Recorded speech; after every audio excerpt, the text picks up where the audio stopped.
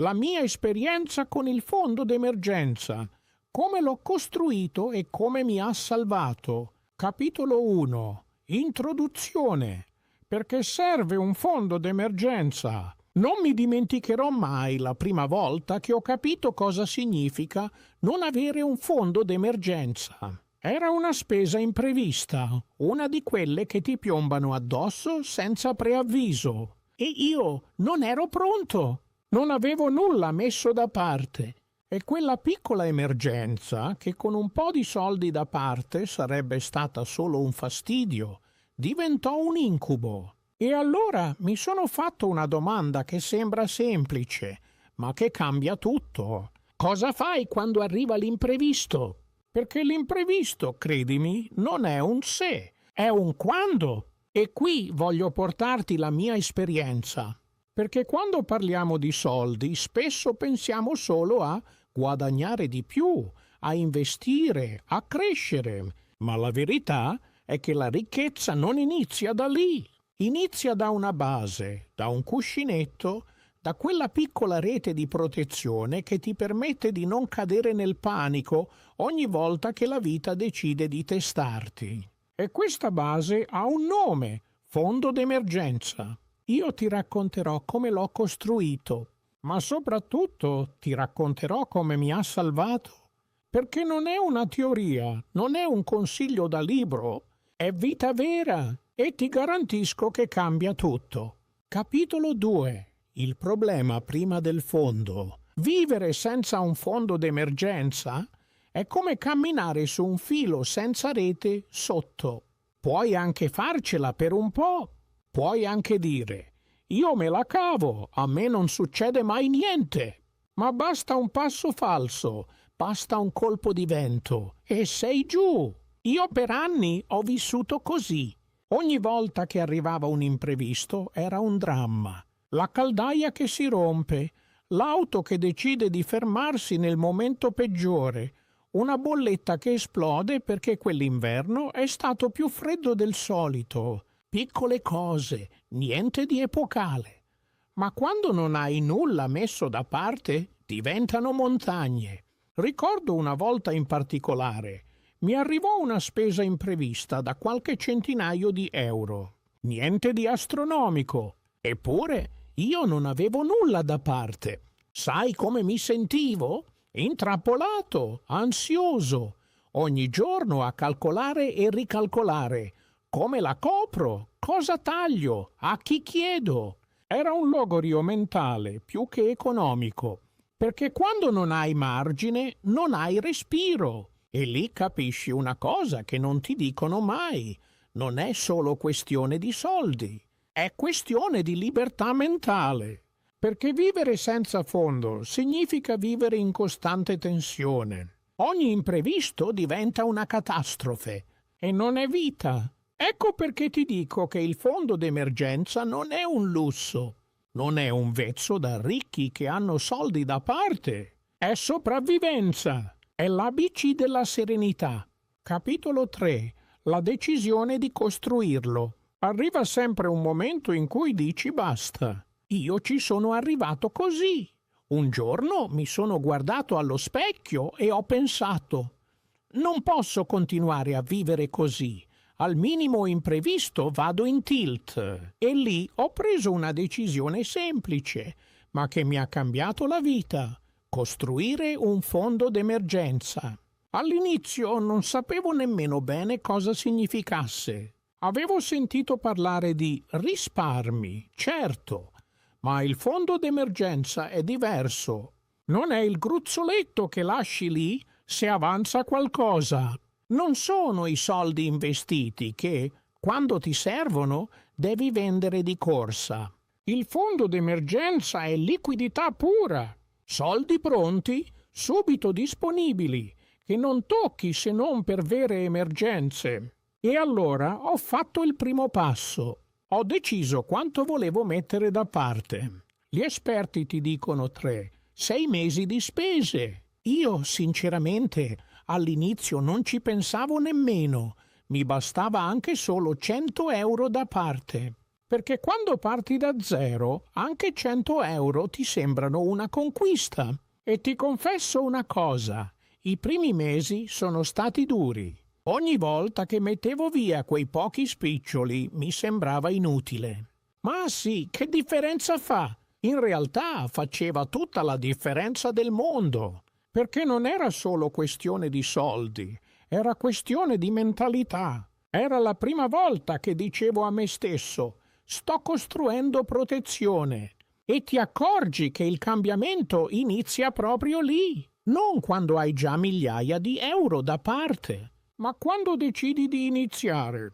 Quando capisci che quel gesto piccolo è in realtà un segnale enorme. Non sto più vivendo alla giornata, sto pensando al domani. E da quel giorno non mi sono più fermato.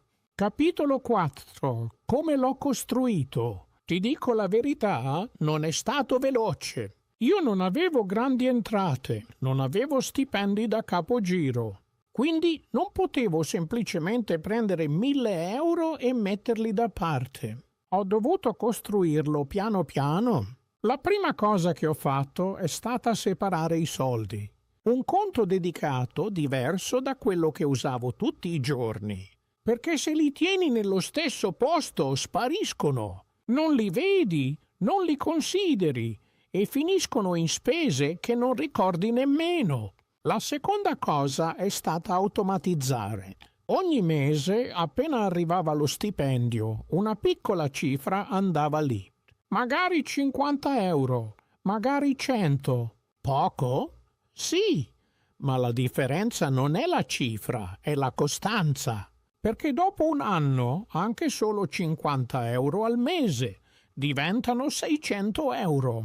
E 600 euro in un'emergenza fanno la differenza tra panico e respiro. La terza cosa è stata trattarlo come sacro.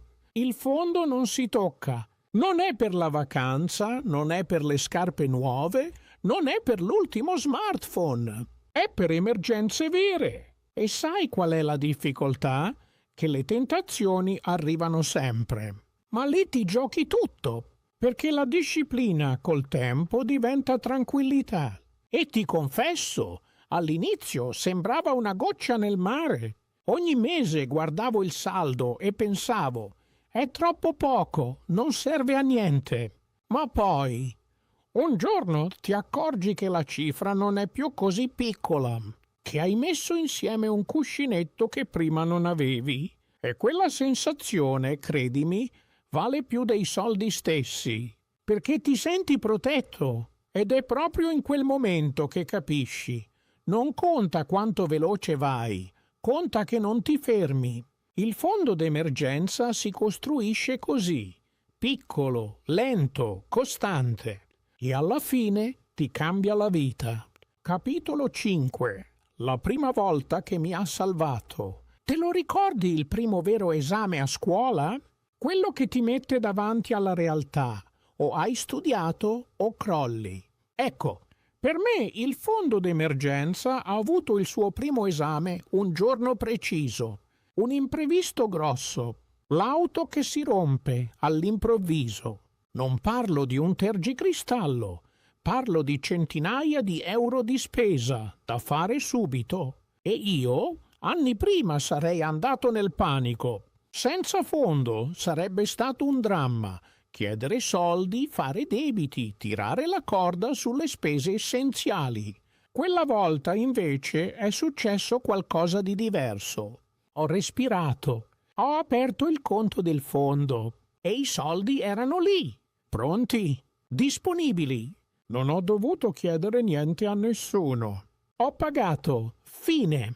E la cosa incredibile non è stata solo risolvere l'imprevisto. È stato il silenzio nella testa. Niente panico, niente ansia, niente notti a pensare come farò. Solo la consapevolezza che mi ero protetto da me stesso, dal mio passato, che quel gesto piccolo e costante di mettere via finalmente aveva dato i suoi frutti. Sai come mi sono sentito? Libero, perché non era solo pagare una spesa, Era la prova che potevo fidarmi del mio sistema. E in quel momento ho capito che il fondo d'emergenza non era più un sacrificio, era un alleato, un compagno invisibile che ti salva proprio quando serve. E ti assicuro, una volta che lo provi, non torni più indietro.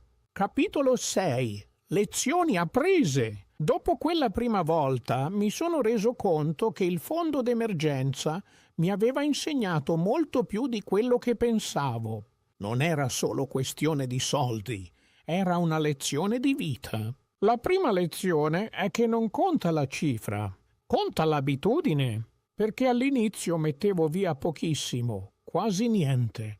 E pensavo, a cosa serve? Serve e come? Perché ti costruisce la mentalità di protezione. Ti abitua a pensare al domani, non solo all'oggi. La seconda lezione è che la vera sicurezza non è il reddito, non è avere un grande stipendio, perché puoi guadagnare tanto, ma se non hai riserva, basta un imprevisto e sei al tappeto. La sicurezza è avere un cuscinetto che ti difende quando la vita ti colpisce di lato. La terza è che l'imprevisto non è un nemico. Prima lo vedevo come un terremoto, una tragedia. Adesso no.